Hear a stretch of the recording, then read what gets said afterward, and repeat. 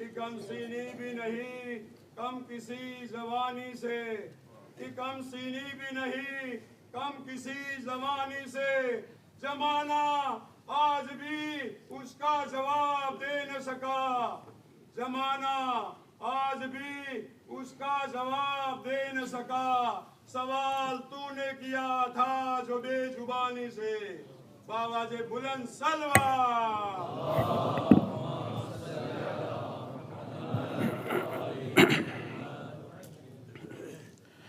اعوذ باللہ من الشیطان اللعین الرجیم، بسم اللہ الرحمن الرحیم، الحمد للہ رب العالمین، الحمد للہ الذی لا يبلغ مدحته القائلون ولا يحصي نعماءه العادون ولا يؤدي حقه المجتهدون، الذي بعد فلا يرى وقرب فشهد النجوى تبارك وتعالى، والصلاة والسلام على سيد الأنبياء وخاتم المرسلين وشفيع المذنبين سيدنا ونبينا بالقاسم محمد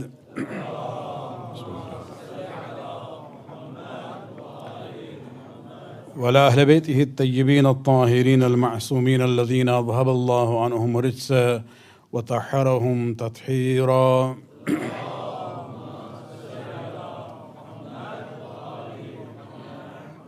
واللعنة الدائمة الباقية لأعدائهم ومنكر فضائلهم وغاصب حقوقهم من الآن إلى قيام يوم الدين. أما بعد، فقد قال الله سبحانه وتعالى في كتابه الكريم: إن الله اصطفى آدم ونوحا وآل إبراهيم وآل عمران على العالمين. صلوات من أكبر.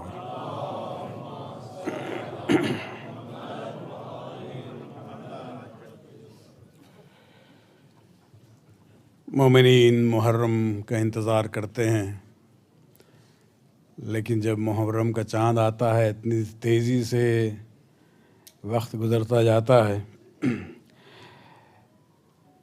عزائے سید الشہداء کے برکات سے موقع ملتا ہے کہ ہم لوگ بیٹھ کے اپنے دین کے بارے میں کچھ سوچیں، سنیں، سمجھیں، تاکہ اپنے اعتقادات کو بھی مستحکم کریں، اپنے نفوس کی بھی اصلاح کریں، اس لیے کہ یہی عزاداری ہے جو در حقیقت بہت ہی پاورفل ماس ایجوکیشن کا ذریعہ ہے۔ کسی اور قوم میں آپ کو یہ سلسلہ نہیں ملے گا جو شیعوں میں ملتا ہے، وہ بھی عزائے سید الشہداء کے صدقے میں۔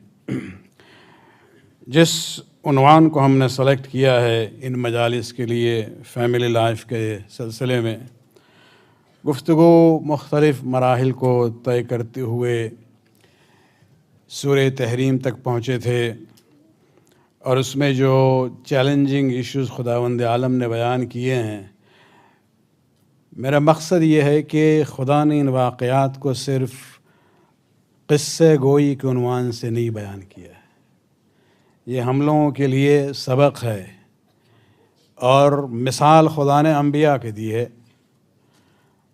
اور وہاں جناب لوط کا ذکر ہے، جناب نوح کا ذکر ہے، ہمارے خود پیغمبر حضرت محمد مصطفیٰ صلی اللہ علیہ وآلہ وسلم، اور آخر میں جناب آسیہ کا ذکر ہے۔ تو یہاں اگر آپ دیکھیں تو یہ مثالیں ہمارے لیے ہیں کہ اس لیے اسلام جو ہے زندگی کے مسائل سے کبھی بھی گھبراتا نہیں۔ It doesn't shy away from discussing serious issues of life۔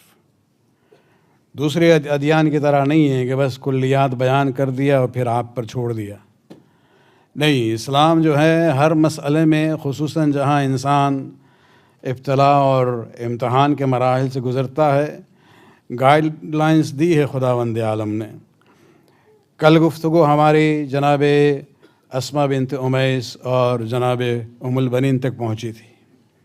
ماں کے عنوان سے جو کردار ہے اس میں تربیت کی بھی بات تھی، اور جناب آسیہ کی مثال کو دیکھتے ہوئے ہم نے جناب اسما کی مثال کو پیش کیا تھا آپ کے سامنے کہ وہ تو پرانے زمانے کی تاریخ ہے، لیکن خود ہمارے تاریخ میں بھی اسما کا وہ کردار رہا ہے کہ وہ خلیفہ اول کی زوجہ ہوتے ہوئے بھی اپنا ایمان اور اپنی وفاداری جو ہے علی اور فاطمہ کے ساتھ تھی.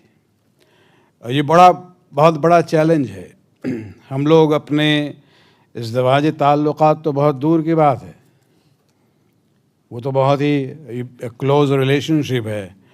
ہمارے یہاں ہم لوگ کتنا کمپرومائز کرتے ہیں مذہبی ویلیوز پہ کہ بھائی وہ ہمارا جاننے والا ہے، ہمارے رشتہ دار ہیں، ناراض ہو جائیں گے.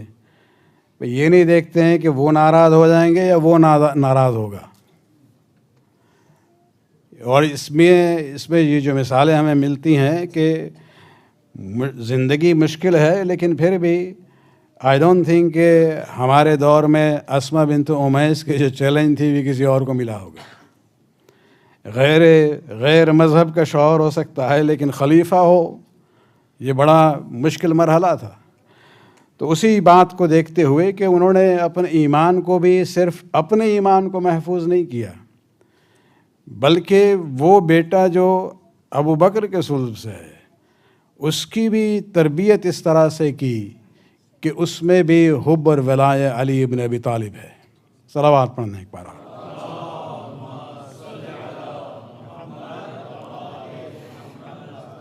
تو گفتگو کے اس سلسلے کو جاری رکھتے ہوئے ذرا تربیت کے بارے میں آج ہم کچھ باتیں آپ کے سامنے پیش کرنا چاہیں گے، اس لیے کہ کل شب عاشور ہے اور ہمارا عنوان وہی آیت رہے گی سورہ آل عمران کی جو ہر شب ہم پڑھتے ہیں، تلاوت کرتے ہیں جس کی، لیکن تشریح ابھی تک ہم نے نہیں کی ہے، وہ کل کے لیے ہم چھوڑیں گے. تو آج ذرا تربیت اولاد کے سلسلے میں کچھ باتیں کلیات کے طور پہ ان جنرل پرنسپلز جو ہیں ہمارے اسلام میں، کہ جہاں تک تربیت اولاد کی اہمیت کی بات ہے، یہ کام اتنا اہم ہے اور اس میں نہ صرف یہ کہ اہم ہے، فریضہ ہے، بلکہ ماں باپ کے لیے فضیلت بھی ہے. وہ مشہور دعا جو قرآن سے ہے، جہاں خداوند عالم ارشاد فرماتا ہے ماں باپ کے بارے میں جو حسن سلوک کی بات ہے، اس میں جو دعا ہے قل رب ارحمہما کما ربیانی صغیرا، اس کے اب الفاظ کو اگر آپ دیکھیں تو یہاں ماں باپ کے لیے وہ ورب استعمال کیا گیا ہے، صیغہ فعل، ربیانی، یعنی ماں باپ نے جو ہماری تربیت کی ہے. لیکن اس کا روٹ جو ہے وہی ربوبیت ہے. اور پھر خدا کو ہم پکارتے بھی ہیں اس دعا میں ربی کہہ کے کہ میرے پالنے والے، میرے ماں باپ پر رحمت نازل کر جس طرح سے انہوں نے مجھے پالا ہے. یعنی خدا پالنے والا ہے اور ماں باپ بھی ایک لحاظ سے پالنے والے ہیں. اور اس لیے جہاں شکریہ کی بات ہوتی ہے سورہ لقمان میں خدا کہتا ہے میرا شکریہ ادا کرو اور اپنے ماں باپ کا بھی شکریہ ادا کرو. صلوات پڑھنے ایک بار اور.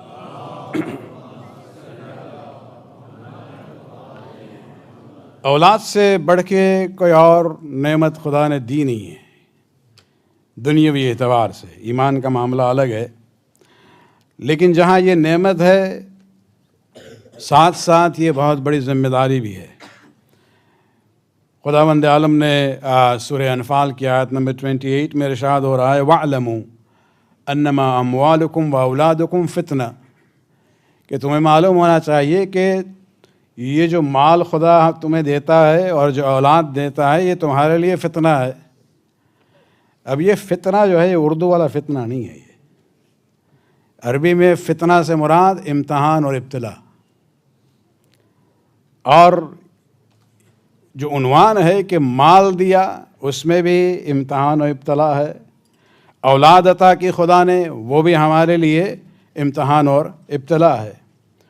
تو کس طرح سے ہم اس امتحان اور ابتلا سے گزریں کامیابی کے ساتھ؟ یہاں دوبارہ ہم آئیں گے اسی سورہ تحریم کی طرف. اسی لیے ہم کہتے ہیں سورہ تحریم فیملی لائف کا سورہ ہے. اس میں آیت نمبر 6 میں خداوند عالم نے کہا ہے کہ اولاد کے سلسلے میں، فیملی کے سلسلے میں تمہاری ذمہ داری کیا ہے. وہی ایک آیت کافی ہے، یا ایھا الذین آمنوا قوا انفسکم واہلیکم نارا، اے صاحبان ایمان اپنے آپ کو اور اپنی فیملی کو جہنم کی آگ سے بچاؤ. صرف اپنے کو بچانے کی بات نہیں ہو رہی ہے، اپنے کو بھی بچانا ہے لیکن ساتھ ساتھ فیملی کو بھی بچانا ہے. یہ کون سی آگ ہے جس سے بچنے کی بات ہو رہی ہے؟ وقودہ الناس والحجارہ. اس کا جو ایندھن ہوگا، جو فیول ہوگا اس آگ کا، وہ خود انسان ہوں گے اور پتھر ہوں گے. اور اس میں کوئی گنجائش نہیں ہے کہ آپ جو ہے بخشش دے کے جو ہے گارڈ کو نکل جائیں باہر. اس لیے کہ بعد والی آیت ہے علیہا ملائکۃ غلاظ شداد. یہ جو جہنم کے جو محافظ ہوں گے ملائکہ، وہ بڑے شدید لوگ ہوں گے. لا یعصون ما امرہم وہم یفعلون ما یؤمرون. کبھی بھی یہ خداوند عالم کے حکم کی مخالفت نہیں کرتے ہیں، جو حکم دیا جاتا ہے اسی کے وہ عامل ہیں. صلوات پڑھنا ایک بار اور.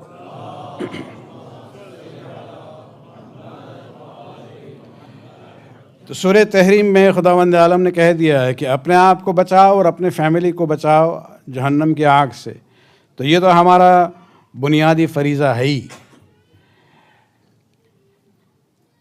ایک ایشو جو ہم یہاں پیش کرنا چاہیں گے، خصوصاً مغربی ممالک میں یہ بہت ہی اچھا انتظام ہے، چونکہ ہر فرد جو ہے انڈیویجول بیسس پر بچوں کی تربیت میں، خصوصاً دینی تعلیم میں، ہر ماں باپ کی صلاحیت نہیں ہوتی ہے کہ وہ اپنے بچوں کو پڑھا سکیں. تو کلیکٹیولی آپ دیکھیں گے اکثر اسلامک سینٹرز میں جہاں نماز کا انتظام ہوتا ہے، جمعہ کا انتظام ہوتا ہے، مجالس کا انتظام ہوتا ہے، ساتھ ساتھ ویکینڈ سکولز کا بھی انتظام ہوتا ہے. یعنی قوم جو ہے اجتماعی طور پہ وہ جمع ہوتی ہے کہ بھائی ہر فرد یہ فریضہ ادا نہیں کر سکتا ہے، لہٰذا کلیکٹیولی جمع ہوا جائے. جن کو انٹرسٹ ہے، جن میں صلاحیت ہے، جن کے پاس وقت ہے، وہ وقت دیں والنٹری بیسس پر، اور ہم بچوں کو لے آئیں گے. جس طرح سے تعاون اور سپورٹ کر سکتے ہیں کریں گے. تو یہ جو ویکینڈ سکول کی جو بات ہے یہ بہت ہی اہم ہے ہمارے بعد والی نسل کی بقا کے لیے. اور اس میں لیکن سوال یہی ہوتا ہے، کبھی کبھی یہ ہوتا ہے کہ ماں باپ بچوں کو اگر سیٹرڈے یا سنڈے کو مدرسے میں لے جاتے ہیں 2 گھنٹے کے لیے یا 3 گھنٹے کے لیے، وہ سمجھتے ہیں ہماری ذمہ داری جو ہے پوری ہو گئی. جو پوائنٹ ہم ہر سال گریجویشن کے سلسلے میں ٹورنٹو میں جب مدرسے گریجویشن ہوتا ہے، ماں باپ سب جمع ہوتے ہیں، اس میں ہم دہراتے ہیں اس میسج کو again and again and again.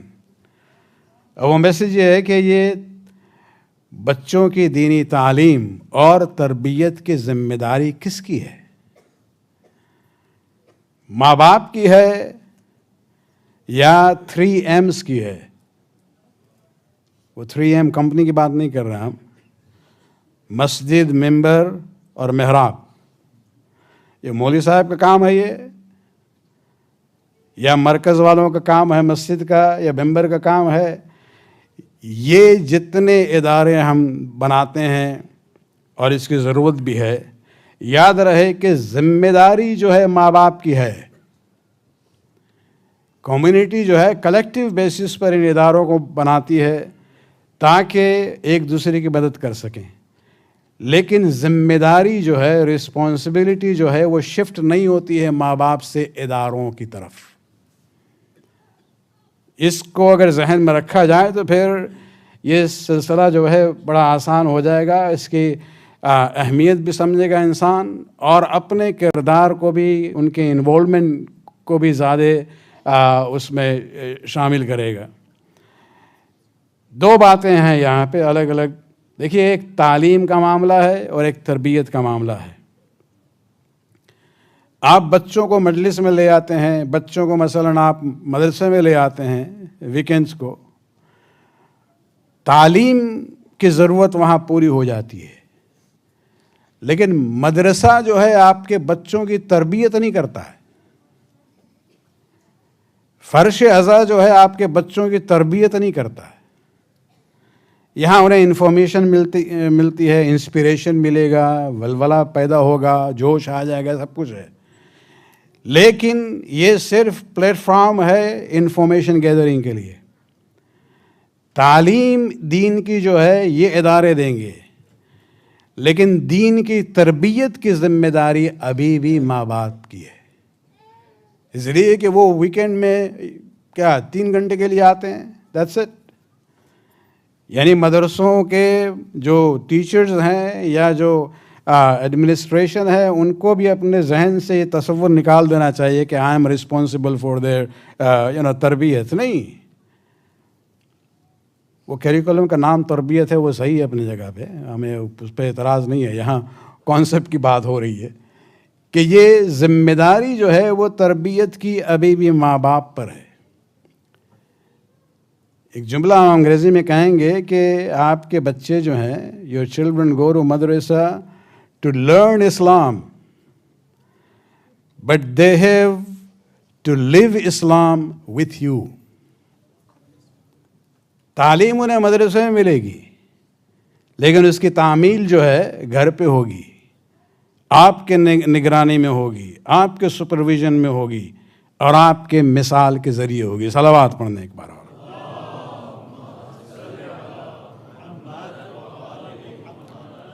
تربیت میں بھی ایک جسمانی پہلو ہے، ایک روحانی پہلو ہے. جسمانی طور پہ کوئی اس میں بحث ہی نہیں ہے کہ ہمیں کھانا پینا بھی دینا ہے بچے کو، اور کپڑا اور لباس کا بھی انتظام کرنا ہے، شیلٹر کی بھی بات ہے، بھوک سے بچانا ہے، بیماری سے بچانا ہے، سردی گرمی کے ایکسٹریم ویدر سے بچانا ہے. روحانی طور پہ اس کے صحیح عقیدے کو اسے دینا ہے، ادائے فرائض کا جذبہ اس میں پیدا کرنا ہے، اخلاق حسنہ کی تربیت کرنی ہے تاکہ وہ گناہ سے بھی دور رہے، بری عادات سے بھی دور رہے، اور بری صحبت سے بھی دور رہے. تو یہ تھیوری کی بات ہوئی. لیکن آئیے، کیا اسلام نے کوئی پریکٹیکل طریقہ بتایا ہے یا نہیں ہے؟ صلوات پڑھنے ایک بار اور پہلے.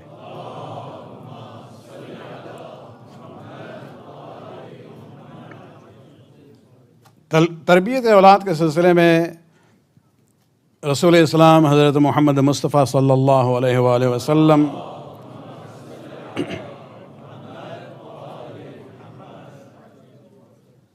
کی ایک بہت ہی مشہور حدیث ہے جس میں فرماتے ہیں الولد سید 7 سنین وعبد 7 سنین ووزیر 7 سنین.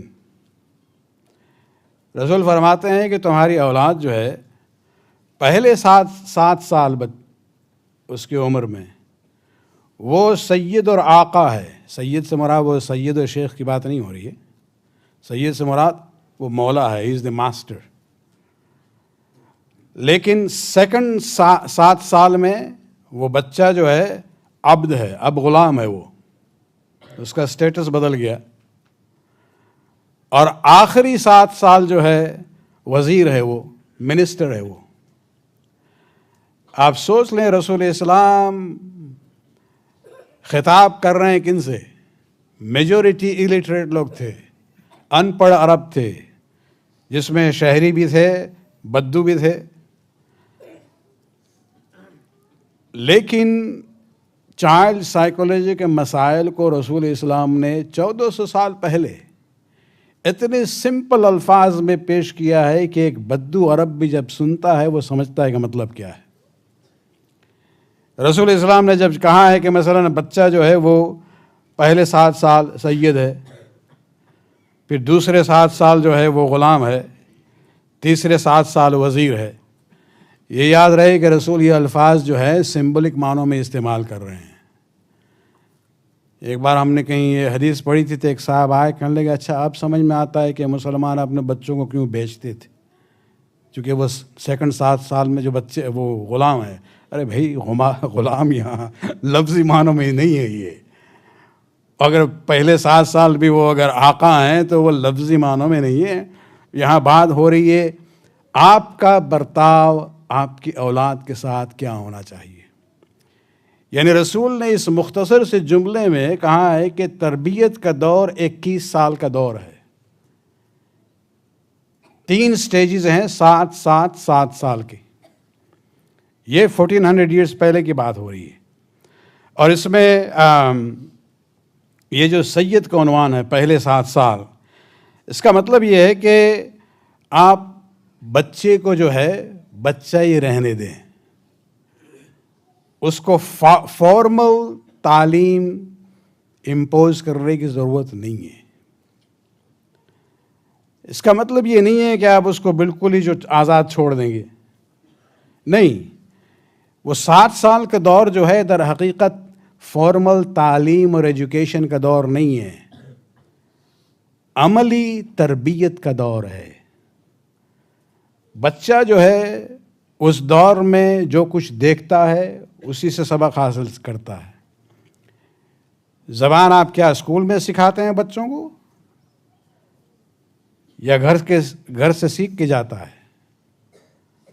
پاکستانی بچہ ہے، ماں باپ سے اردو سنتا ہے، بھائی بہن سے اردو سنتا ہے، اردو بولے گا. اگر وہ یہاں کا وائٹ آسٹریلین ماں باپ کا بچہ ہے، انگریزی سنتا ہے، وہی لہجہ اپنائے گا جو انگلینڈ یا کینیڈا والے انگریزی نہیں بولتے ہیں اس طرح سے. اور وہ یہ کہ فارمل طریقہ نہیں ہے، وہ صرف سنتا ہے، دیکھتا ہے، اس پہ جو ہے وہ اثر لیتا ہے. اسی طرح سے یہ کہا جا رہا ہے کہ پہلے 7 سال آپ اس بات کا خیال رکھیں ماں باپ کی حیثیت سے، بڑے بھائی بہن کی حیثیت سے، آپ جو کچھ کرتے ہیں، جس طرح سے بولتے ہیں، جو آپ کا رویہ اور اخلاق ہے، بچہ اسی کو سیکھے گا. یہ تربیت کا دور ہے، یہ فارمل تعلیم کا دور نہیں ہے. ہمیں یاد ہے، ہم ایک بار آج سے تقریباً 30 سال پہلے کی بات ہے، ایک سیمینار تھا ایجوکیشن کے بارے میں، ہم نے اس حدیث کو بیان کیا تو ایک بزرگ آئے بعد میں، کہنے مولانا یہ ماڈرن چائلڈ سائیکولوجی میں اس کے بارے میں کچھ ہے؟ ہم نے کہا بھائی ہم نے تو نہیں پڑھا ہے. لیکن خیر ان کا سوال ہمارے لیے خود باعث بنا کہ ہم اس پہ تھوڑا اور ریسرچ کرنا شروع کریں کہ بھائی ماڈرن سائیکولوجی چائلڈ سائیکولوجی میں کچھ ہے یا نہیں.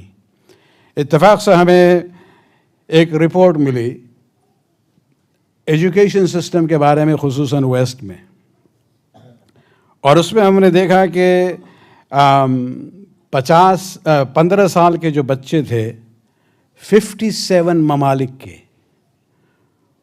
ان کا انہوں نے ایویلیویشن کیا ہے ایجوکیشن کے لحاظ سے. 57 ممالک میں نمبر 1 کون ملک آیا تھا؟ امریکہ نہیں تھا، نہ انگلینڈ تھا، فن لینڈ تھا. اسکینڈیوینین جو ناردرن ایریا ہے یورپ کا.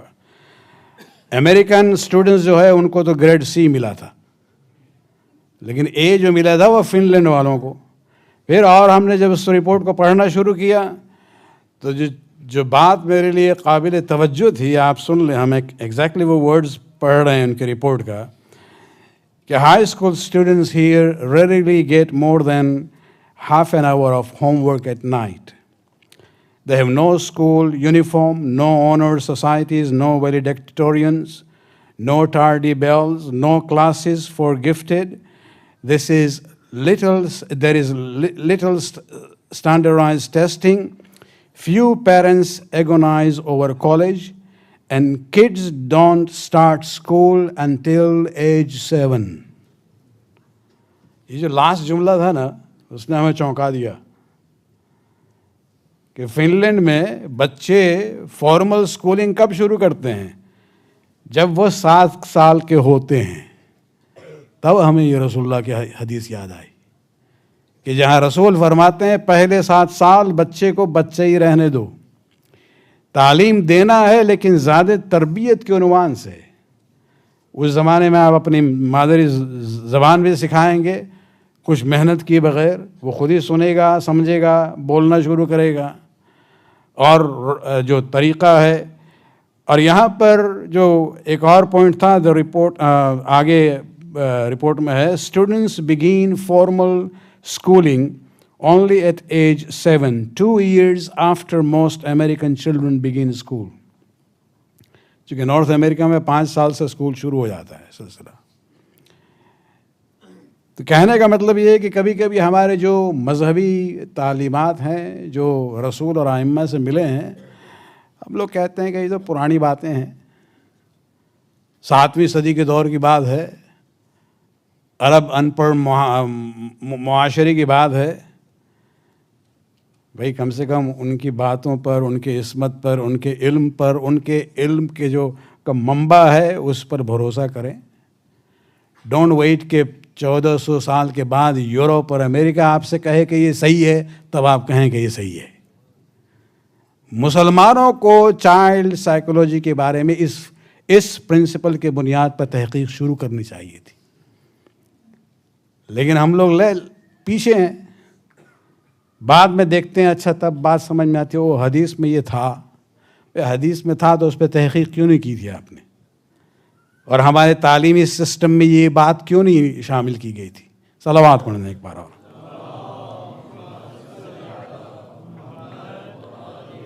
بلکہ فن لینڈ کے ایجوکیشن سسٹم میں کہا جاتا ہے کہ وہ جو 7 ایئرس کا جو ٹائم ہے جس میں فارمل ایجوکیشن نہیں ہے، as opposed to a focus on getting a jump academically, these early childhood programs focus on self-reflection and social behavior. یہ تربیت ہے نا، تعلیم نہیں ہے. سیلف ریفلیکشن، اپنے کو پہچانو، سوشل بیہیویئر کی بات ہو رہی ہے، اخلاق کی بات ہو رہی ہے. یعنی اخلاقی تربیت کا یہ دور ہے. وہ فارمل ایجوکیشن جو ہے 7 سال کے بعد شروع ہوتی ہے. ہمارا کہنے کا مطلب یہ نہیں ہے کہ آپ کل سے جو ہیں وہ آپ کے بچے جو 7 سال کا نہیں ہیں ان کو اسکول سے نکال دیں. نہیں، ہم صرف یہ فوکس کرنا چاہیں گے کہ رسول کے اس حدیث کو ذہن میں رکھیں.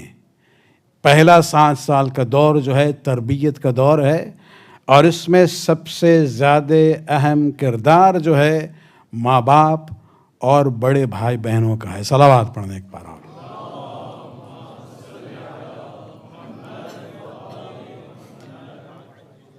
تعلیم اور تربیت، اس میں پرائرٹی تربیت کو ہے پہلے.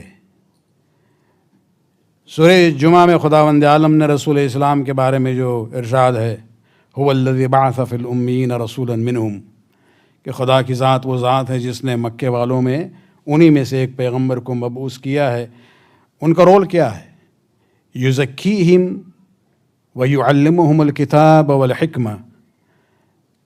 اس سے پہلے ہے وَيَتْلُ عَلَيْهِمْ آیَاتِهِ، کہ وہ آیات الہی کی تلاوت کر کے لوگوں تک پہنچاتے ہیں. تو وہ تو ایک اسپیسیفک کام تھا، لیکن ان جنرل اس کے بعد کیا ہے؟ یزکیہم، انہیں پاک کرتے ہیں. فزیکل معنوں میں نہیں، تزکیہ نفس کی بات ہو رہی ہے. ان کے کردار کو بہتر بناتے ہیں. تربیت پہلے ہے، وَيُعَلِّمُهُمْ اس کے بعد بات ہو رہی ہے کہ وہ قرآن اور حکمت کی تعلیم دیتے ہیں. صلوات پڑھنے ایک بار اور.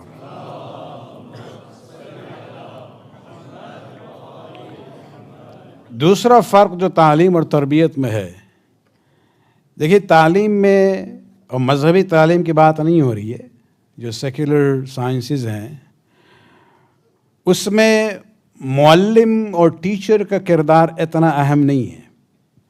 اس کی صرف ایکسپرٹیز کو دیکھی جاتی ہے. اگر ہم چاہتے ہیں کہ میرا بچہ جو ہے مثلاً وہ فرینچ سیکھے، تو ہم تلاش میں رہیں گے کہ بھئی ایسے ٹیچرز کو لے آئیں جو جس کے پاس سرٹیفیکیشن ہے، مہارت ہے فرینچ سکھانے کے لیے. اب وہ اس کا دین کیا ہے، مذہب کیا ہے، اس سے کوئی تعلق نہیں ہے. وہ آئیں گے، زبان سکھائے گا، پھر چلے جائیں گے. تربیت میں یہ نہیں ہے. تربیت کے معاملے میں پھر دیکھنا ہوگا کہ تربیت کرنے والے کا کردار کیا ہے. اس لیے کہ تربیت جو ہے الفاظ نہیں ہے.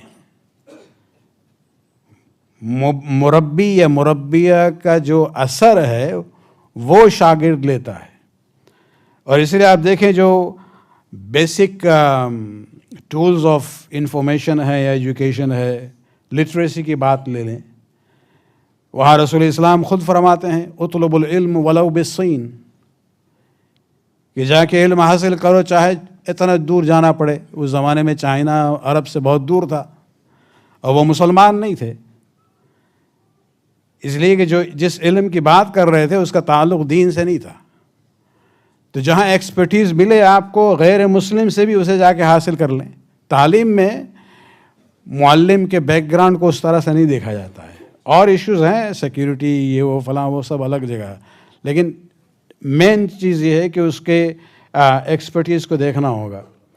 بلکہ ایک اور مثال دے دیں آپ کے سامنے کہ پہلی جنگ بدر، جہاں مسلمان جو ہیں وہ آؤٹ نمبرڈ تھے، مشرکین تقریباً 900 کے تعداد میں آئے تھے اور مسلمان صرف 313. یہ 313 کا نمبر جو آپ ہمیشہ سنتے رہتے ہیں وہاں بھی تھا، اور ان میں سے زیادہ تر جو ہے پیادہ تھے، وہ سواری نہیں تھی لوگوں کے پاس.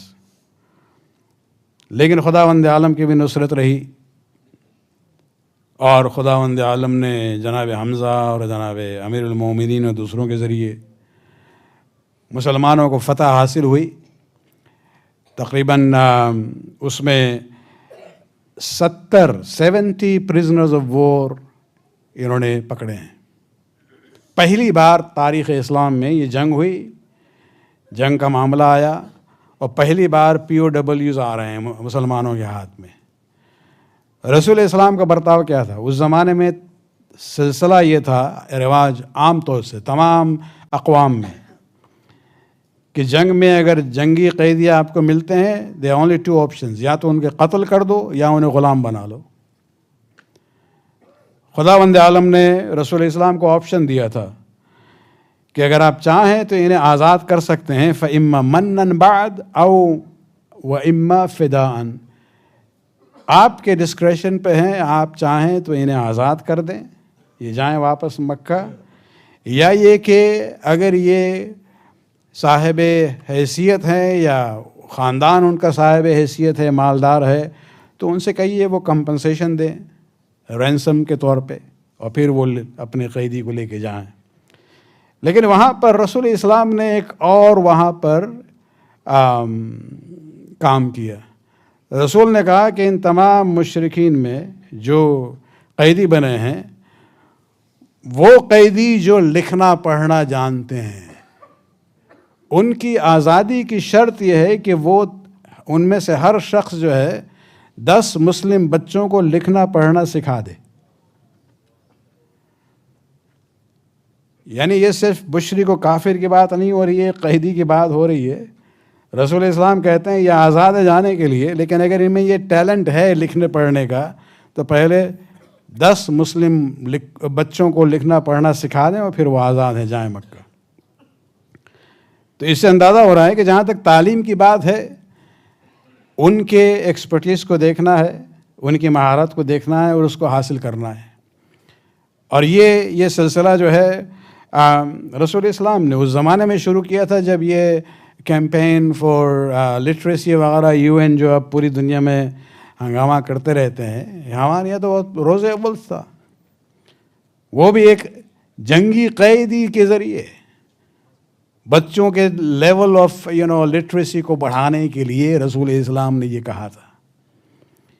تو جہاں تک تعلیم کی بات ہے اس میں کوئی اتنے ایشوز نہیں ہے، لیکن ہمارے یہاں جو مین ایشو ہے وہ تربیت کا معاملہ ہے. صلوات پڑھنا ایک بار اور.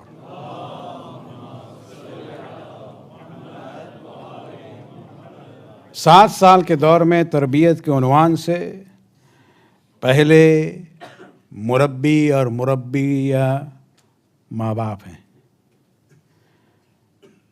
وہ کچھ کہے بغیر تربیت کرتے ہیں. وہ دیکھتا ہے یہ گفتگو کس طرح سے کرتے ہیں، ایک دوسرے سے بات کس طرح سے کرتے ہیں، اسی کو وہ سیکھتے ہیں. یعنی مثلاً اگر کوئی پاکستانی کپل جو ہے ایک چائنیز نیو بورن کو ایڈپٹ کریں گے تو وہ بڑا ہو کے چائنیز تو نہیں بولے گا نا، وہ تو اردو بولے گا.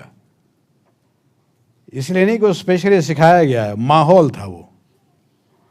تو یہ بات ہے کہ بچہ جو ہے جس طرح سے زبان سیکھتا ہے، اخلاق و کردار بھی اسی طرح سے سیکھتا ہے دیکھ کے. اور اسی لیے تربیت کے بارے میں یہ کہا جاتا ہے کہ گھر کا ماحول جو ہے بہت ہی اہم ہے. ماں باپ کا کردار اس سلسلے میں بہت اہم ہے. آواز کی جو بات آ رہی ہے، ہمارے یہاں جو رواج ہے یہ شریعت میں کہ بچے کی پیدائش کے بعد آپ ایک کان میں اذان دیں دوسرے کان میں اقامہ، یہ کس لیے ہے؟ دنیا میں آنے کے بعد پہلی آواز جو جا رہی ہے اللہ اکبر، اس کو شاید کبھی یاد بھی نہیں ہوگا، پوچھے تو اس کو معلوم بھی نہیں ہوگا، لیکن بات یہ ہے کہ آواز کا بھی اثر بچے پر پڑتا ہے. وہ گھر جس میں اذان کی آواز آتی رہتی ہے وہ مانوس ہوتا ہے کہ یہ کیا ہے، اس کے لیے پھر کوئی اجنبیت نہیں ہے. مسلم ممالک میں تو خیر تقریباً اکثر محلوں میں مسجد ہوتی ہے، لاؤڈ سپیکر پہ اذان ہوتی ہے.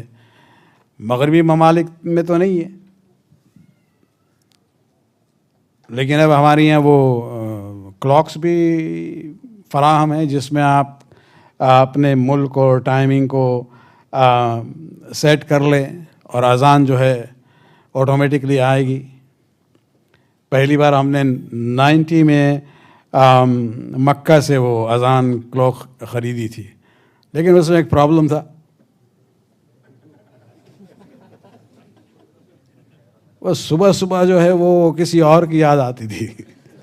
الصلاۃ خیر من النوم. انہوں نے کہا بھائی اس سے کام نہیں چلے گا، یہ ہمیں صبح صبح جو ہے ذہن وہاں کی طرف نہیں جانا چاہیے. خیر اس کے بعد اب شیعوں نے بھی اس کو انوینٹ کیا ہے، وہ اپنی اذان ہے.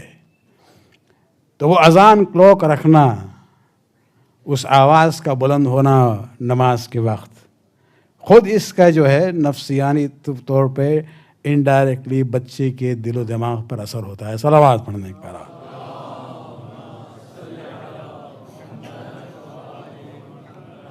ایک بار امیر المومنین علی بن ابی طالب علیہ الصلوۃ والسلام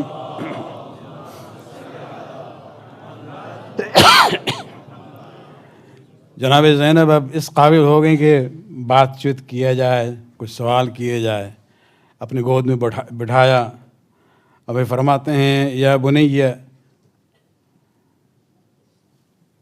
قولی واحد، کہ بیٹی واحد کہو. جیسے ہم لوگ کبھی بچے کو نمبر سکھاتے ہیں نا، 1 2 3 یا 1 2 3 جو بھی ہو، تو جناب زینب نے واحد کہا. پھر امیر المومنین فرماتے ہیں قولی اثنین، اب 2 کہو. تو جناب زینب خاموش ہیں. فرماتے ہیں تکلمی یا قرۃ عینی، اے میرے جگر کا ٹکڑا، نور نظر، ذرا بولو تو صحیح. تو اس وقت جناب زینب کیا کہتی ہیں؟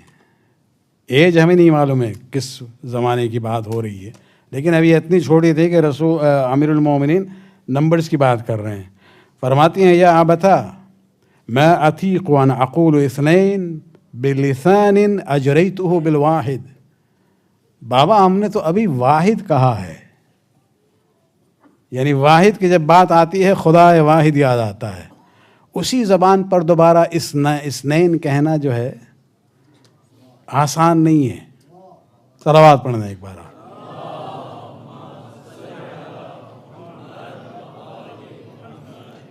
تو ماں باپ کی گفتگو، ان کا انداز کلام ایک دوسرے کے ساتھ، دوسرے اگر بڑے بچے ہیں ان کے ساتھ کس طرح سے رویہ ہے، بچوں کا بھی امپیکٹ ایک دوسرے کے اوپر. گھر میں تصویریں، پوسٹرز بڑی عام سی چیزیں ہیں، لیکن اس پہ بھی ذرا غور کیا جائے کہ ان باتوں کا، ان تصویروں کا اثر جو ہے نفسیاتی طور پہ کیا ہوگا. جس طرح سے بچہ جو ہے زبان سیکھتا ہے گھر والوں سے، اسی طرح سے ان تصویروں کا بھی اثر ہوتا ہے. بلکہ آپ سوچ لیں، یہ ایک زمانے میں تو خیر اسموکنگ کا معاملہ کچھ تھا ہی نہیں، پھر پبلک اسپیسز میں منع ہو گیا. اس کے بعد پھر سائنٹسٹ نے یہ کہا کہ نہیں، یہ سیکنڈ ہینڈ اسموک بھی پرابلم ہے. آپ تو خود نہیں پی رہے ہیں، لیکن آپ کے پہلو میں کوئی اگر سگریٹ پی رہا ہے تو اس کا اثر آپ پر بھی ہوگا. اس بنیاد پر مثلاً کینیڈا میں، غالباً یہاں بھی ہوگا، کہ اگر کسی بچے میں، کسی گاڑی میں اگر بچہ سفر کر رہا ہے تو وہاں کسی کو اسموک کرنے کی اجازت نہیں ہے، سیکنڈ ہینڈ اسموک کے امپیکٹ کی وجہ سے، کہ وہ ماحول، یہ جو بات ہو رہی ہے نا ماحول کا اثر، کہ وہ خود بچہ کچھ نہیں کر رہا ہے لیکن ماحول کا اثر اس پہ پڑے گا۔ اس کی ایک ریئل مثال خود ہم اپنے فیملی کے اعتبار سے آپ کے سامنے پیش کرنا چاہیں گے کہ یہ باتیں صرف تھیوری نہیں ہیں۔ میرے بچے سب کینیڈا میں بڑے ہوئے ہیں، ماشاءاللہ سب کی شادی وادی ہو گئی ہے، خدا ان لوگوں کو سلامت رکھے۔ دوسری بیٹی ہماری جس اسکول میں جاتی تھی، وہاں جو اسکول کی جو سیکریٹری تھی، انہوں نے ایک بار کہا کہ مولانا آپ خود لے کے آتے ہیں، ہمارا راستہ آپ کے گھر سے ہی گزرتا ہے، تو ہم آپ کی بیٹی کو پک کر کے لے جائیں گے۔ تو خیر ان کا احسان تھا ہم پر کہ صبح صبح ہمیں ڈرائیو نہیں کرنا پڑتا تھا، وہ لے جاتی تھی۔ ایک زمانے کے بعد ہماری وائف نے دیکھا کہ یہ جب سورہ یاسین کی بات ہوتی ہے تو یہ بچی جو ہے میموری کی بنیاد پر پورے سورہ یاسین پڑھ رہی ہے۔ اس پر نہ ہم نے کام کیا تھا، نہ ہماری وائف نے کام کیا تھا، نہ مدرسہ میں ان کو کوئی اسائنمنٹ دیا گیا تھا کہ بھائی یہ میمورائز کرنا ہے۔ تو پوچھا ہماری وائف نے کہ تم نے یہ کس طرح سے حفظ کیا ہے؟ پورے سورہ یاسین کو حفظ کرنا آسان نہیں ہے، سورہ جمعہ پھر بھی مختصر ہے۔ تو وہ کہنے لگی وہ روزانہ جو ہے گاڑی میں ہم جاتے ہیں اسکول، تو وہ جو آنٹی جو ہیں وہ روزانہ جو ہے سورہ یاسین کی کیسٹ لگا دیتی تھی۔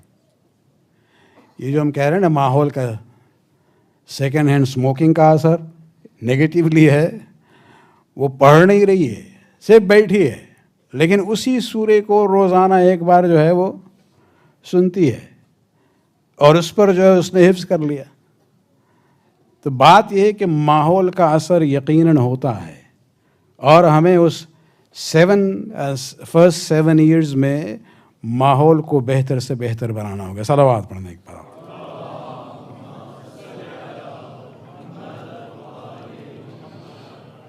دوسرا دور آیا 8 سے 14 سال کا دور، جہاں رسول اسلام فرماتے ہیں کہ بچہ جو ہے اب عبد ہے، یعنی اب رولز ریورس ہو جائیں گے۔ 7 سال تک وہ آقا تھا، آپ غلام تھے، اب جو ہے نیکسٹ 7 ایئرز آپ آقا ہیں، وہ غلام ہیں۔ مطلب یہ کہ اب یہ وہ دور ہے کہ جہاں آپ فارمل ایجوکیشن پر توجہ دیں، یہ وہ دور ہے کہ جہاں اب آپ کو ذرا سختی کی کرنی ہوگی۔ سختی سے مراد یعنی اسٹرکٹ ایٹیٹیوڈ اپنانا ہوگا تاکہ اس کی اصلاح ہو سکے جہاں جہاں وہ غلطی کرتا ہے بچہ۔ اس میں دینی تعلیم کے اعتبار سے بھی جو بات ہو رہی ہے، سنڈے اسکولز کی بات ہے، اس میں اور جو عادات ہیں اسپیشلی ایجوکیشن کے حوالے سے، اس میں سب کچھ دیکھنا پڑتا ہے۔ ٹی وی انٹرنیٹ کا معاملہ جو ہے، دیکھیے ایک زمانے میں یہ سب وسائل نہیں تھے، اور یہ ہم نہیں کہہ رہے ہیں کہ یہ سب نہیں ہونے چاہیے، لیکن اگر آپ اپنے بچوں کو وہ گیجٹس دیتے ہیں، اب تو وہ ٹی وی بھی کیا، وہ موبائل پہ ہی سب کچھ ہے، وہاں آپ کو سیریسلی مانیٹر کرنا چاہیے۔ بلکہ ہمارا پرسنل اوپینین یہ ہے کہ بھی اپنے بچوں کو آپ انٹرنیٹ ایکسیس اگر دیتے ہیں کمپیوٹر پہ یا لیپ ٹاپ پہ، تو انہیں اپنے روم میں استعمال کرنے کی اجازت نہ دیں، کوئی جو کامن ایریا ہوگا گھر کے وہیں پہ استعمال کریں، اس لیے کہ شیطان جو ہے وہ ہمیشہ مختلف طریقے سے آتا ہے۔ جہاں نئی ٹیکنالوجی نے شیطان کے اور دروازوں کو کھول دیا ہے، تو اس میں ہمیں جو ہے بہرحال چوکنا رہنا چاہیے تاکہ اس راہ سے جو ہے انحراف اور گمراہی پیدا نہ ہو۔ صلوات پڑھنا ایک بار۔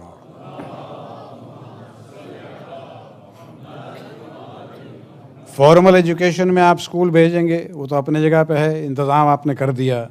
مذہبی تعلیم کے لیے مدرسہ بھیج دیں گے، اس میں بھی صرف مدرسے تک آج کل جوان جو ہیں وہ محدود نہیں ہیں، سوشل میڈیا ہے، اس میں ضروری ہے کہ بچوں کو ٹرین کیا جائے کہ کن سورسز سے وہ اپنے دین و مذہب کو سمجھیں.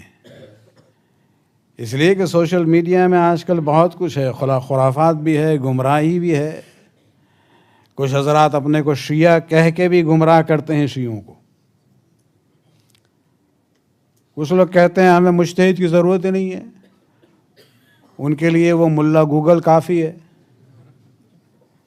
یعنی ہم نے سنا ہے کہ یہ تو اب آبسلیٹ بات ہو رہی ہے، مجتہد جو ہے اے آئی کی بات کر رہے ہیں. بھائی یہ تمام چیزیں جو ہیں ڈاٹا جس طرح سے فیڈ کیا جائے گا اسی طرح سے رزلٹ آئے گا، لیکن ڈاٹا کون فیڈ کرتا ہے یہی دیکھنا ہوگا نا. ایام اذاں ہیں، آپ دیکھیں ایسے ایسے لوگ آ رہے ہیں سوشل میڈیا میں تقاریر کر رہے ہیں، اپنے کو شیعہ بھی کہتے ہیں، لیکن کہتے ہیں وہ زیارت کا یہ تصور جو ہے یہ تھا بھی نہیں ائمہ کے زمانے میں. چوتھے امام نے جتنے زیارت وہ حج کیے ہیں اتنے زیارت نہیں کیے کربلا جا کے.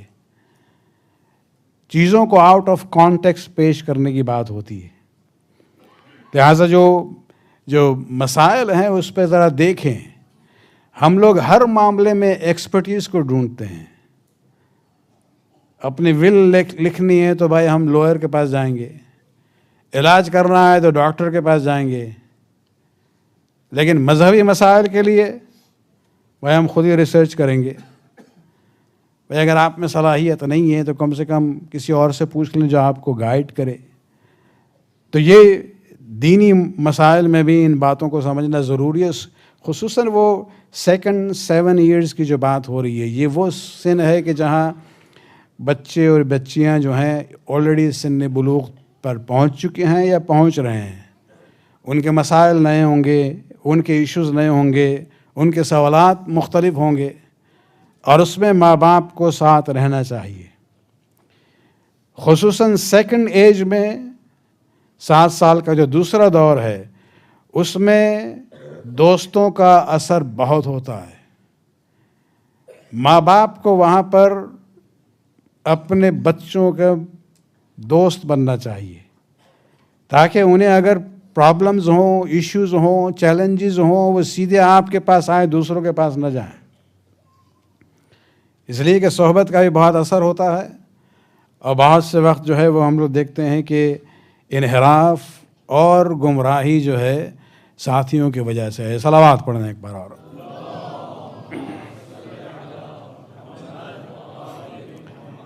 آخری مرحلہ بعد ہی ہم تیزی کے ساتھ اور اختصار کے ساتھ گزر رہے ہیں یہاں پر.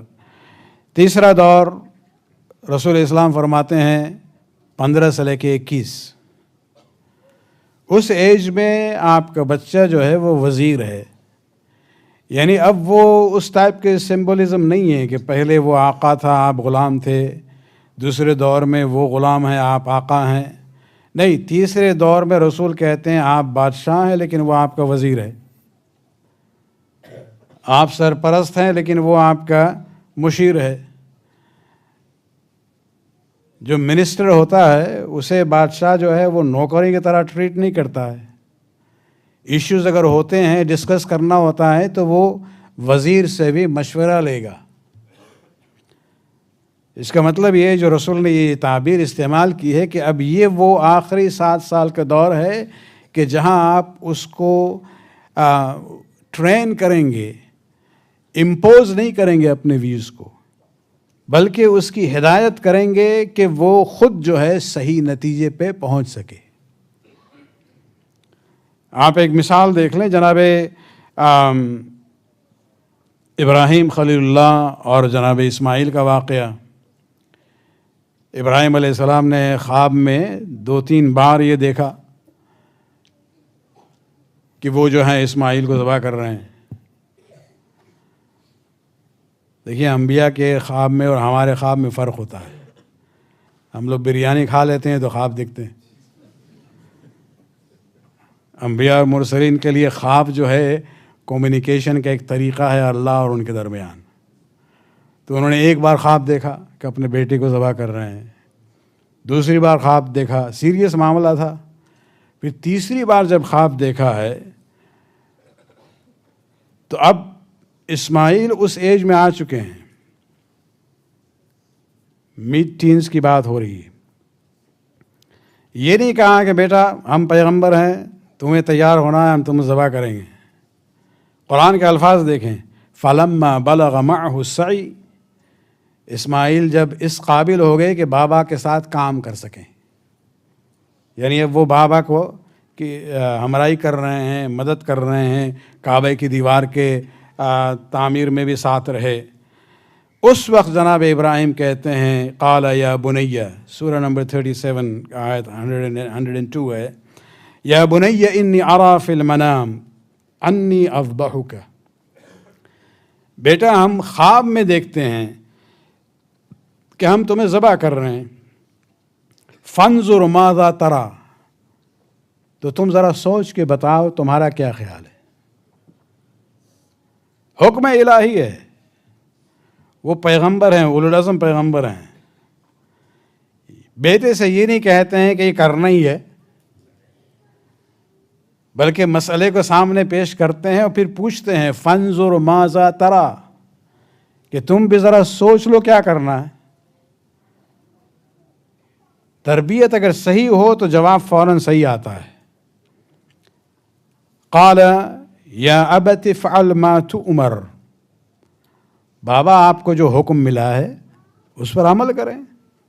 جانتے ہیں کہ بابا کا خواب جو ہے ایسے ہی نہیں ہے، یہ حکم الہی ہے، آپ اس پر عمل کریں. ستجدنی انشاءاللہ من الصابرین، آپ مجھے انشاءاللہ اس امتحان میں صابرین میں سے پائیں گے. صلوات پڑھنے ایک بار.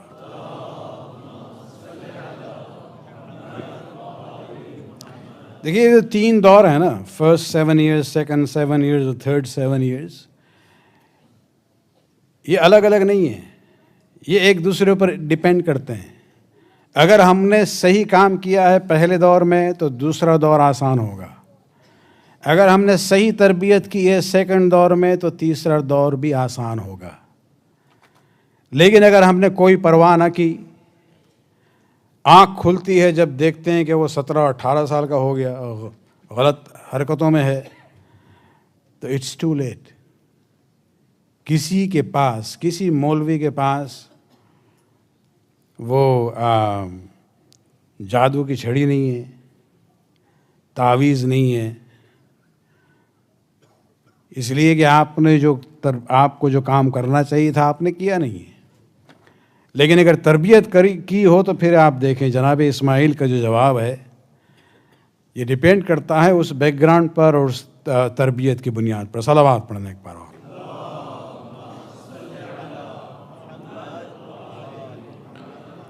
ورنہ اس ماحول میں جو سب سے بڑا پرابلم ہم لوگوں کا ہے وہ جنریشن گیپ کی بات ہو رہی ہے کہ ہمارے خیالات کچھ اور ہیں، ہمارے آئیڈیلز کچھ اور ہیں، اولاد ہم سے دور ہو چکی ہے، صحیح معنوں میں تربیت نہیں کی ہے، دینی تعلیم اتنی صحیح نہیں ہے. اس میں پھر وہ جنریشن گیپ کا معاملہ پیدا ہو جاتا ہے. ایک مولانا صاحب تھے یو ایس میں، وہ ہمیں ایک واقعہ اپنی کمیونٹی کا بتا رہے تھے کہ ایک بار جو ہے ایک ماں باپ اپنی بیٹی کو لے کے آیا ان کے پاس. جھگڑا تھا ماں باپ میں اور بیٹی میں. جھگڑا کس بات پہ تھا وہ پتہ نہیں یہاں بھی سسٹم ہے یا نہیں، لیکن نارتھ امریکہ میں ہائی اسکول کے گریجویشن کے بعد ایک پارٹی ہوتی ہے بچوں کی، پروم نائٹ کے نام سے، اور اس میں کوئی ایجوکیشن نہیں ہے، کچھ نہیں ہے سوائے خرافات کے، ڈانس گانا اور حرام کے علاوہ اور کچھ نہیں ہے وہاں. وہ بچی جو ہے ماں باپ سے اصرار کر رہی ہے کہ ہمیں جانا ہے، اور اتفاق سے وہ تاریخ پڑھ رہی تھی عشرے کے درمیان، پہلا عشرہ عاشور کے دن، یا ہمیں یہ تو ابھی یاد نہیں ہے کیا کہا تھا انہوں نے. ماں باپ مصر ہیں کہ نہیں تم نہیں جا سکتی ہو. وہ مولانا صاحب کوٹ کر رہے ہیں کہ ہمارے سامنے بچی نے پلٹ کے کہا کہ my prom night comes once in a lifetime and your Ashura comes every year. الفاظ کے انتخاب کو دیکھیں. یور عاشورہ، جہاں آپ کے بچے نے آپ سے کہہ دیا یہ آپ کا عاشورہ ہے،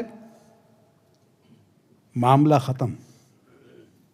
that is the generation gap, کہ جہاں حسین ابن علی اور عزاداری کو آپ نے اس کا نہیں بنایا، خود ہی اس میں لگے رہے، اس کو اپنے ساتھ لے کے نہیں آئے. یہ اسی وقت ہوتا ہے کہ جب ہم خود اپنے چیلنجز میں، ہمارا برتھ ڈے ہے یا کوئی اور سیلیبریشن کا ایونٹ ہے، یا ہمیں کمپنی میں کوئی سیلیبریشن ہے یا کیا ہے، لیکن محرم کے خاص دن ہے، آیا ہم سیکریفائس کرنے کے لیے تیار ہیں یا نہیں؟ وہ بچہ جب دیکھے گا تبھی سمجھے گا کہ اچھا ہمیں کبھی کبھی جو ہے بہرحال اپنی خواہشات کو دبانا ہوگا. ورنہ یہی معاملہ ہے جسے ہم لوگ جنریشن گیپ کہتے ہیں. مذہب تشیع اس کو قبول نہیں کرتا ہے. ایک مثال ہم کربلا کی طرف جانے کے وقت بتائیں گے آپ کو، کہ جہاں جنریشن گیپ کا معاملہ ہے ہی نہیں. امام حسین علیہ السلام کا قافلہ جو ہے وہ مکہ سے اب کربلا کی طرف روانہ ہے. وہ جو گائیڈ کرتے تھے، جو کام کرتے تھے، وہ تھے ہی آگے، لیکن جو اہل بیت کا جو کی سواریاں تھیں وہ ایک ساتھ تھیں. سب سے آگے امام حسین علیہ السلام کا گھوڑا تھا. علی اکبر ساتھ ہیں لیکن بالکل ساتھ نہیں ہے. ادب کا لحاظ ہے، ان کا گھوڑا ذرا پیچھے چل رہا ہے. قافلہ آگے بڑھ رہا ہے، اور چونکہ قافلہ خود ہی جو ہے آٹومیٹکلی ایک ہی ڈائریکشن میں سب جا رہے ہیں، ایک کیفیت طاری ہوگی حسین ابن علی پر. تقریباً عالم رؤیا میں دیکھتے ہیں کہ کوئی آواز دے رہا ہے کہ یہ قافلہ جو ہے موت کی طرف جا رہا ہے، اور موت ان کی طرف آ رہی ہے. فوراً آنکھ کھل گئی اور زبان پہ وہ جملہ آیا، انا للہ و انا الیہ راجعون. علی اکبر نے جب یہ جملہ سنا ہے تب اپنے گھوڑے کو آگے بڑھاتے ہیں بابا کے ساتھ. کہتے ہیں یہ جو آپ نے جملہ کہا ہے کلمہ حق ہے، لیکن یہ موقع و محل کیا ہے؟ کیوں آپ نے یہ اچانک یہ جملہ کہا ہے؟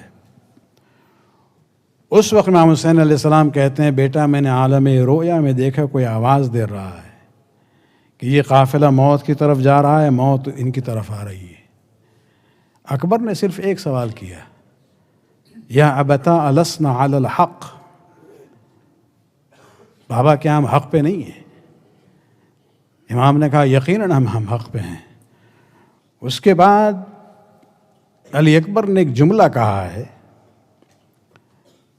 کہ یا ابتا لا نبالی، ہمیں اس کی پرواہ نہیں ہے کہ ہم موت کی طرف جائیں یا موت ہماری طرف آئے، اس لیے کہ ہم حق پہ ہیں. یہ اتفاق سے یہ جملہ جو ہے علی اکبر کا کئی بار امیر المؤمنین ادا کر چکے ہیں مختلف موقع پہ. سقیفہ کے معاملے کے بعد ابو سفیان آیا حالات سے ایڈوانٹیج لینے کے لیے کہ اب لوگوں میں آپس میں پھوٹ پڑ چکی ہے. آ کے کہتا ہے کہ ہمیں معلوم ہے علی آپ کا حق ہے، آپ چاہیں تو ہم مدینہ کی گلیوں کو جو ہے سپاہیوں سے بھر دیں آپ کے حمایت میں. علی نے کہا کہ جاؤ، ہم جانتے ہیں تمہاری نیت نیک نہیں ہے. ابو سفیان نے للکارنے کی کوشش کی اور اس وقت ابو طالب کا نام لیا کہ مجھے معلوم نہیں تھا کہ ابو طالب کا بیٹا جو ہے موت سے ڈرتا ہے.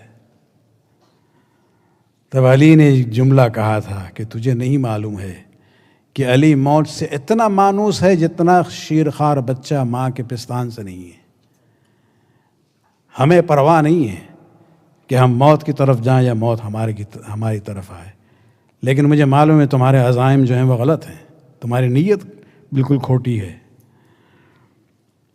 وہ جملہ علی جناب امیر المومنین نے کئی مواقع پہ استعمال کیا ہے۔ اکبر کی پیدائش بعد میں ہوئی ہے،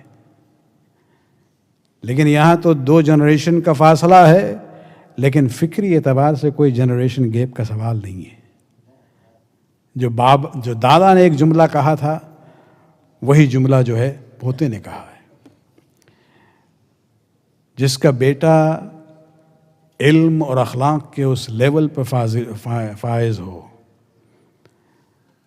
وہ اگر عاشور کے دن آئے بابا کے سامنے، اذن جہاد کے لیے کتنا مشکل ہے۔ عزیزان حسین، ہم نے جب سے مقاتل کا مطالعہ شروع کیا اپنے طالب علمی دور سے، ایک عجیب غریب ہم نے بات دیکھی ہے کہ جو بھی آتا تھا امام حسین علیہ السلام کے اصحاب یا بنو ہاشم کے افراد، اجازت لینے کے لیے امام ہمیشہ ہیزیٹیٹ کرتے تھے۔ وہ جب اصرار کرتے تھے تب الاؤ کرتے تھے۔ قاسم کا بھی معاملہ یہی ہے، اون محمد کا بھی یہی ہے، عباس کا بھی یہی ہے، دوسرے اصحاب کا بھی وہی ہے۔ لیکن جب علی اکبر آئے ہیں سامنے، تاریخ کے وہ الفاظ ہمیں کبھی بھولے نہیں ہیں ہم۔ استأذن فأذن له، بس 2 الفاظ ہیں۔ بیٹا آیا، اس نے اجازت مانگی اور بابا نے اجازت دے دی۔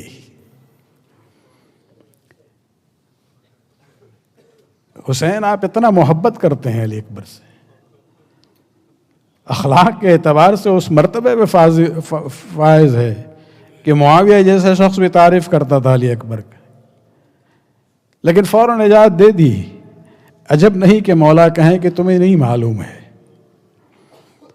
عباس میرا بھائی تھا، قاسم میرا بھتیجا تھا، اون محمد میرے بھانجے تھے، اصحاب میرے اصحاب تھے، لیکن یہ تو میری اولاد ہے، خدا میرا امتحان لے رہا ہے۔ اور اس امتحان میں حسین ابن علی نے ایک لمحے کے لیے بھی تعامل نہیں کیا،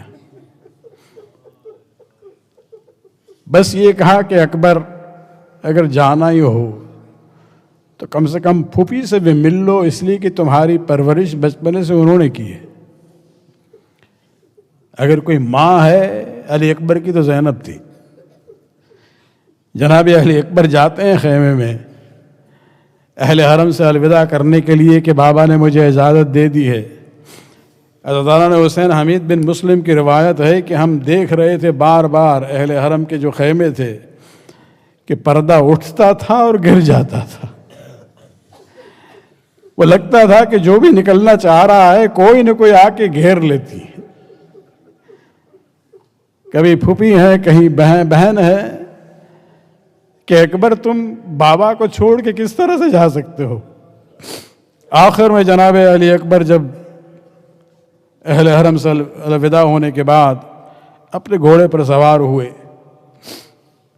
اور آگے بڑھے ہیں، کچھ قدم جانے کے بعد احساس ہوا کہ کوئی پیچھے پیچھے آ رہا ہے۔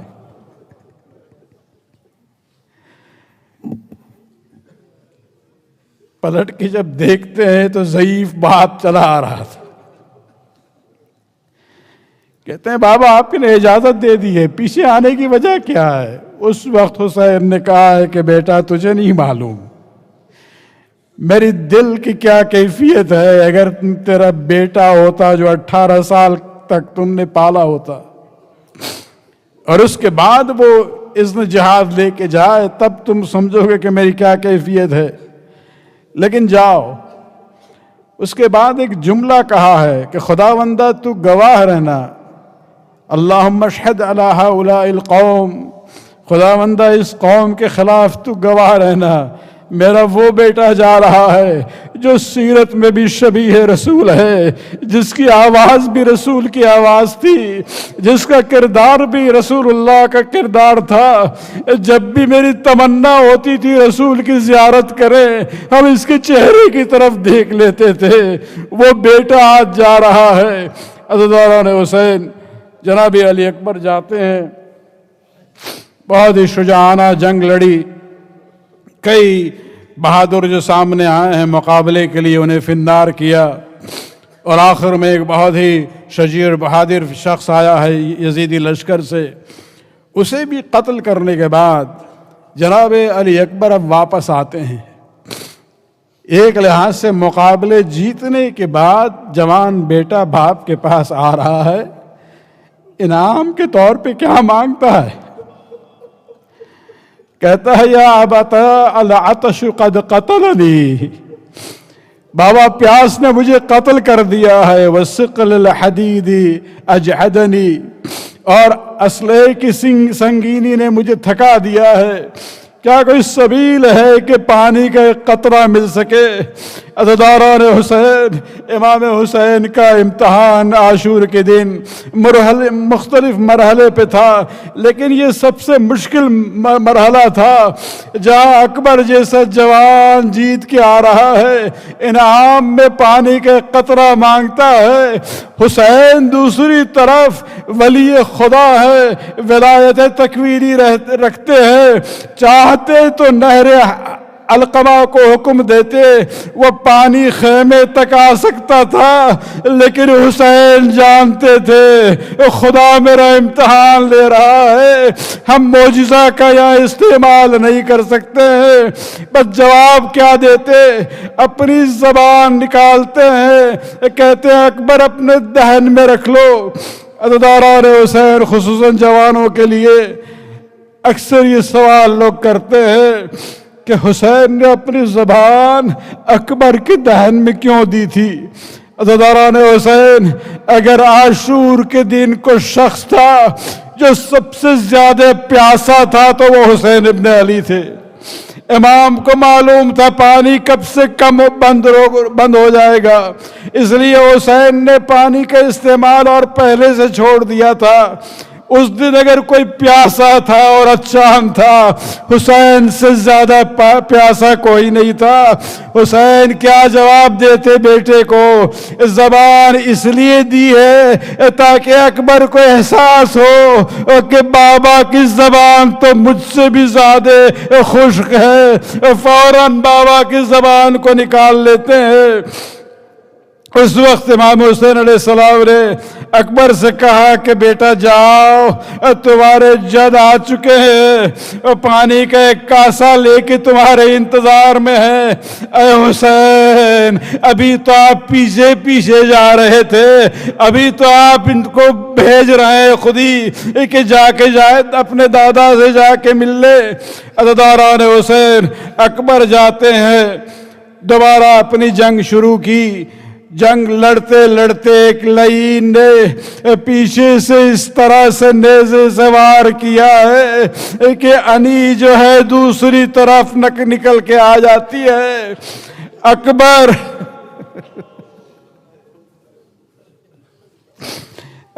हुसैन अकबर अपने को घोड़े पे संभाल न सके, घोड़े से जमीन पे आते हैं, लेकिन उसके बाद एक अजीब काम किया है जो किसी और शहीद ने नहीं किया है। हर शहीद गिरते वक्त आखिरी वक्त हुसैन को मदद के लिए पुकारता है, लेकिन अकबर को देखे, इनके अखलाक को देखे, कहते हैं बाबा आपको मेरा आखिरी सलाम हो। उसके बाद एक तूलानी जुमला कहते हैं कि बाबा मेरे जद आ चुके हैं, उन्होंने मुझे सैराब कर दिया है, आपका बेटा प्यासा नहीं। मुझे ये बात समझ में नहीं आई, सीने में वो बरसी लगी हुई है, लेकिन ये जुमला क्यों कहा है? ये अखलाक नबवी का मज़हर है ये बेटा। वो जानते थे मैंने बाबा से पानी मांगा, लेकिन बाबा पानी न दे सके। उसकी वजह से हुसैन के चेहरे पर गम के आसार थे। बस बाबा को मुतमईन करना चाह रहे हैं, बाबा अब गम न करना, आपका बेटा प्यासा नहीं। अज़ादारान हुसैन, जैसे ही अकबर की आवाज आई, इमाम हुसैन अलैहिस्सलाम उठ जाते हैं और चाहते हैं कि जाए जहां अकबर پڑے ہوئے تھے، تھوڑی دیر جانے کے بعد گر جاتے ہیں، دوبارہ یا علی کہہ کے کھڑے ہو جاتے ہیں، پھر قدموں کے بعد پھر گر جاتے ہیں۔ مجھے نہیں معلوم کہ علی مشکل کشا کو آواز دے رہے تھے یا علی اکبر کو آواز دے رہے تھے۔ شیخ مفید کی ایک روایت عجیب ملتی ہے کہ جب جناب امام حسین علیہ السلام اکبر کے لاش کے پاس پہنچے ہیں، دیکھتے ہیں کہ زینب آ چکی ہے۔ وہ اس لیے تھا کہ زینب کو یہ احساس تھا بھائی شاید برداشت نہ کر سکے، لہٰذا ان کی مدد کے لیے پہنچی ہے۔ مولا نے کہا ایک بہن تم خیمے میں جاؤ، یہ میرا امتحان ہے۔ بیٹھنے کے بعد کہتے ہیں اکبر تمہارے بعد یہ زندگی میرے لیے خاک کے علاوہ کچھ نہیں۔ جب اکبر کے ہاتھ کو سینے پر دیکھا ہے، اس کو جدا کرتے ہیں سینے سے، جب پھل دیکھا ہے نیزے کو، ایک مرتبہ حسین نے ہاتھ رکھا، لیکن اس کے بعد ایک جملہ کہا ہے بسم اللہ وباللہ وعلی ملت رسول اللہ۔ اے عزاداران حسین، یہ وہ جملہ ہے جو حاجی مینا میں قربانی کے وقت ادا کرتا ہے۔ حسین حج تو نہیں کر سکے تھے، لیکن کربلا میں اپنی قربانی پیش کرتے ہیں۔ جیسے ہی اس پھل کو نکالا، جناب علی اکبر کی روح ملے اعلیٰ پر پرواز کر گئی۔ حسین جھکتے ہیں، اکبر کے لاش کو ہاتھ پہ لیا، تھوڑی دیر چلنے کے بعد بیٹھ جاتے ہیں، خیموں کی طرف رخ کیا۔ اے بنو ہاشم کے بچے، آ کے بھائی کی لاش کو لے جاؤ، اس ضعیف باپ سے یہ لاش نہیں اٹھتی۔